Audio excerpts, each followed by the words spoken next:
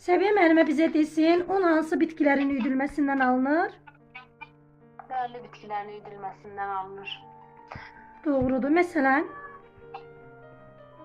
Buğdadır, arpa, qarabaş arıqları, düyü, qarğıdalı da olmalıdır. bəli, bir dənə də çovdar. 6 dənədir.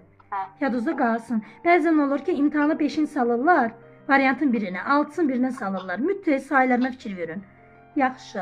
Bəs un üçün yararlı olan əsas taxıl növü hansıdır? Doğrudur müəllimə, doğrudur. Yaxşı. Un məmulatı bəs nədir?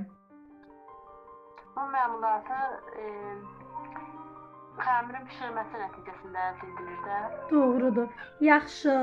Azərbaycan mətbəxində un məmulatı hansı növlərə ayrılır? İki növə bölünür. Birinci növə aiddir mayasız, Bəli. yağlı şəkərli aiddir. Misal üçün hansı un məmulatları? Məsələn, qurabiyələr aid edilir. Doğrudur. İkinci növə? İkinci növbədə bağlamalar aiddir. Örtmə, bağlama və sarıma. Doğrudur. Yaxşı. Doğrudur. Bunlara nümunə göstərin. Bunlara da şəkərbura paxlava mütəkkə. İkinci növə. Bəli. Yaxşı. Bunlarda deməli, əsas tərkib hissəsi nədir bunların içliyində?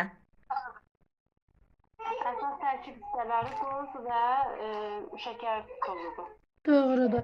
Yaxşı. Bəs içliyi neçə faiz içliyi olur bu məmulatların?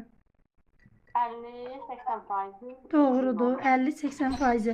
Sağ olun müəllimə. Yaxşı. Bizə desin Xuraman müəllimə. Un məmulatlarının qida dəyəri nədən asılı olaraq dəyişir? Növündən istifadə edilmiş xam maldır. Doğrudur. Bəs zülalın miqdarı nəyə əsasən müəyyənləşdirilir? Zülalın miqdarı onun tərkibinə qatılmış südün, ondan sonra kəsmiyin, yağın miqdarından asılı olaraq dəyişməlidir. Yumurtanın. Yağ deyildi. 3 dənə idi. Dəqiq deyil. Südün, yumurtanın kəsmiyi. Bəli, doğrudur müəllimə, doğrudur. Yaxşı.